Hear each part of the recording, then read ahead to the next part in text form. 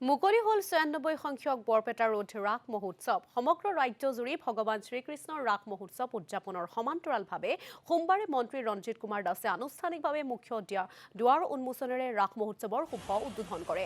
ৰাস মহোৎসৱৰ মুখ্য দুৱাৰ উন্মোচনী অনুষ্ঠানত বৰপেটা সত্ৰৰ বুঢ়া সত্ৰীয়া ডক্টৰ বাবুল চন্দ্ৰ দাস আৰু জিলা আয়ুক্ত ৰোহন কুমাৰ ঝা উপস্থিত থাকে। ২ ডিচেম্বৰলৈ অনুষ্ঠিত হ'ব এই ৰাস মহোৎসৱ।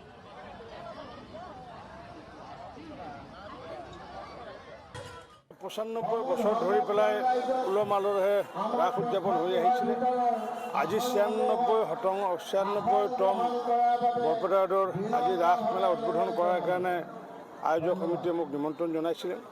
আৰু পূৰ্বৰ পৰম্পৰা আধাৰত এইবাৰো আমি এই ৰাস আজি উদ্বোধন কৰিছোঁ।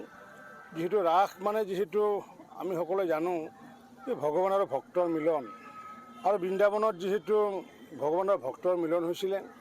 আমিতো বৃন্দাবন যিহেতু এতিয়াতো যোৱা সম্ভাৱনা নাই, গতিকে বৃন্দাবনৰ শ্ৰীকৃষ্ণ ৰাসৰ পিছৰ পৰা সমগ্ৰ ভাৰতবৰ্ষৰ লগতে অসমৰ উজনি অসমত জীৱন্ত ৰাস আৰু নামনি অসমত মৃন্ময় মূৰ্তিৰে ৰাস আয়োজন কৰিছিলে।